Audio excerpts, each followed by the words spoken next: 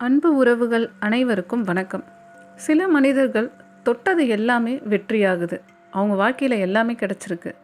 சில பேர் தொட்டது எல்லாமே தோல்வியாகுது, அவங்களுக்கு எல்லாமே பற்றாக்குறையாக இருக்குது. அப்படி வெற்றி அடைகிறவங்க என்ன சீக்ரெட்டை ஃபாலோ பண்ணுறாங்க அப்படின்றத இந்த பதிவில் பார்க்கலாம். ஒரு கிராமத்தில் ஒரு போட்டி வைக்கிறாங்க. ஒரு நிலத்தை காமிச்சு அங்கே ஒரு குறிப்பிட்ட இடத்துல 1000 முறை குழி தோன்றவங்களுக்கு ஒரு தங்க புதையல் பரிசு அப்படின்னு அனௌன்ஸ் பண்ணுறாங்க. மக்கள் எல்லாரும் ஆர்வமாக கலந்துக்கிறாங்க. அந்த இடத்த சுற்றிலும் 1000க்கு மேலேயும் குழி நோண்டி பார்க்குறாங்க. ஆனால் எவ்வளோ தான் தோண்டினாலும் எந்த புதையலும் கிடைக்கல. அப்போ ஒரு மனிதர் மட்டும் அவங்க காமிச்ச அந்த இடத்துல ஆழமாக 1000 முறை தோண்டிக்கிட்டே போகிறாரு. அவர் அந்த குழியை 1000 முறை தோண்டி முடிக்கும்போது ஒரு பெட்டி பளபளன்னு கண்ணில் தென்படுது. அது முழுக்க தங்க காசுகள் நிரம்பி வழிஞ்சுது. இந்த கதையை நாம் 2 விதமாக பார்க்கலாம். 1000 குழிகளை வேறு வேறு இடத்துல தோன்றுறது, அதே சமயம் 1000 முறை ஒரே இடத்துல ஆழமாக குழி தோன்றுறது. ரெண்டுமே வேறு வேறு. 2 வேலையுமே ஒன்று தான், குழி தோண்டுதல் தான். ரெண்டுமே ஹார்ட் ஒர்க்கு தான். ரெண்டுமே தொடர்ந்து விடாமுயற்சியோடு கன்சிஸ்டன்சியாக பண்ணக்கூடிய வேலைகள் தான். இப்படி தான் வாழ்க்கையில் எல்லாருமே நான் ஹார்ட் ஒர்க் பண்ணுறேன், நான் தொடர்ந்து விடாமுயற்சியோடு தான் உழைக்கிறேன், ஆனால் ஏன் என் வாழ்க்கையில் சக்ஸஸ் வரமாட்டேனுது அப்படின்னு யோசிக்காமல் புலம்புறோம். நாம் பண்ண ஹார்ட் ஒர்க்கும் நாம் பண்ணக்கூடிய முயற்சிகளும் நம்மளுடைய இலக்கு நோக்கி தான் சரியான பாதையில் போயிட்டுருக்கான்ட்டு அடிக்கடி நம்மளையே கிராஸ் செக் பண்ணிக்கணும். 2 மாணவர்கள் டிஎன்பிஎஸ்சி எக்ஸாமுக்காக ப்ரிப்பேர் பண்ணிகிட்ருக்காங்க. அதில் முதலாவது இருக்கக்கூடிய மாணவர் அப்பா அம்மா கூட தான் இருக்கார். அவருக்கு எல்லா ஃபெசிலிட்டியும் இருக்குது, நல்ல வசதி வாய்ப்போடு இருக்கார். புத்தகங்கள் வாங்குறதுக்கோ இல்லை அவர் ஒரு கோச்சிங் சென்டர் போகிறதுக்கோ எந்த தடையும் கிடையாது. அவர் டே 1 அப்போ முடிவெடுக்கிறாரு, நான் இந்த எக்ஸாம் எழுத போகிறேன் அப்படின்ட்டு. அப்போ ஒரு குழியை நோண்டுறார். டே 2ல் அவங்க ஃப்ரெண்டு வேறு ஏதோ வேலையை பற்றி சொன்ன உடனே அது மேலே ஆர்வம் வருது அவருக்கு. சரி, அந்த ஜாப்க்கு அப்ளை பண்ணி பார்க்கலான்னு அவருக்கு ஒரு ஐடியா வருது. அப்போ 2வது வேறு ஒரு குழியை தோன்றுறாரு. நம்ம ஏதாச்சும் பிஸ்னஸ் பண்ணலாமா அப்படின்னு ஒரு ஐடியா வருது. இப்போ வேறு ஒரு குழியை தோண்டியிருக்காரு. அவருக்கு ஒரு 1000 விதமான எண்ணங்கள் அவர் வேலையை பற்றி வருது. அவருக்கு ஏதாச்சும் ரிசல்ட் கிடைக்குமான்னு கேட்டிங்கன்னா கண்டிப்பாக கிடைக்காது. இல்லை, 2வது மாணவனை எடுத்துக்கலாம்.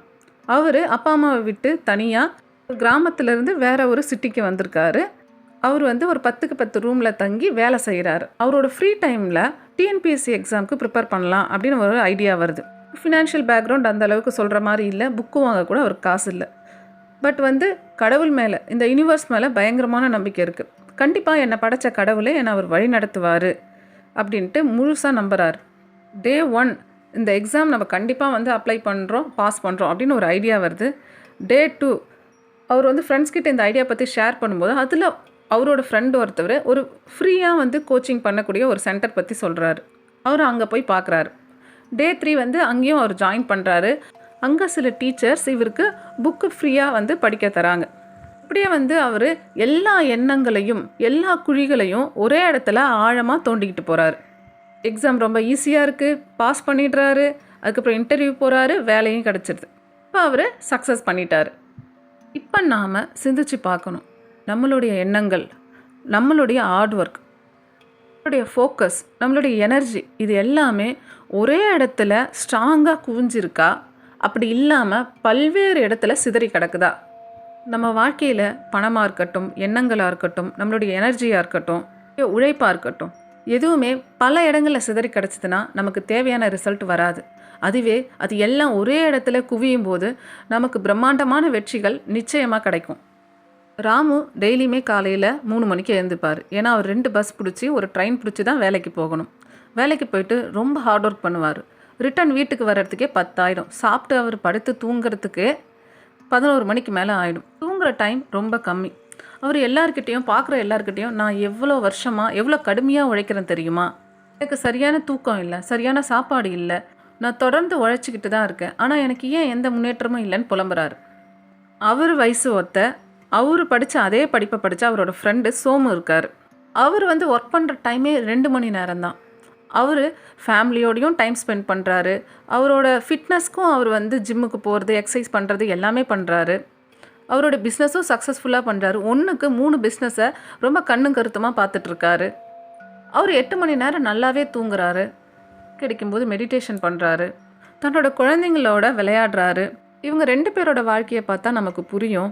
நம்ம ஹார்ட் ஒர்க் பண்ணுறோமா, இல்லை நம்ம விடாமுயற்சியோடு உழைக்கிறோமா, அதையும் தாண்டி நம்ம உழைப்பு எந்த இடத்துல போடுறோம், அது நம்மளுடைய இலக்கை அடையிறதுக்கு பயனுள்ளதாக இருக்குதா, நம்ம வாழ்க்கையை எல்லா விதத்துலேயும் சந்தோஷமாக வாழ உதவி புரியுதா, நம்ம வாழ்க்கையை நடத்துறதுக்கு தேவையான பணம் கிடைக்குதா, நம்ம குடும்பத்தோட நம்ம செலவிடுற டைம் நமக்கு கிடைக்குதா, நம்ம ஆரோக்கியத்தை பார்த்துக்கிற டைம் கிடைக்குதா, விருப்பப்பட்ட விளையாட்டை கற்றுக்கவோ இல்லை விருப்பப்பட்ட கலைகளை கற்றுக்கவோ டைம் கிடைக்குதா. இப்படி நம்ம வாழ்க்கையில் வெற்றிகளை தந்து நமக்கு தேவையான முழு சுதந்திரத்தையும் தரக்கூடிய இலக்கை அடைய நம்மளுடைய உழைப்பு உதவுதா, நம்மளுடைய விடாமுயற்சி உதவுதா அப்படின்னு நம்ம அடிக்கடி கிராஸ் செக் பண்ணி கேள்வி கேட்டுக்கிட்டே இருக்கணும். இப்படி நம் கவனத்தை, சக்தியை நம் இலக்குகளில் முழுவதும் குவித்து பாதை தவறாமல் பயணிப்போம், வெற்றியடைவோம், சரித்திரம் படைப்போம் என கூறி விடை பெறுகிறேன். நன்றி.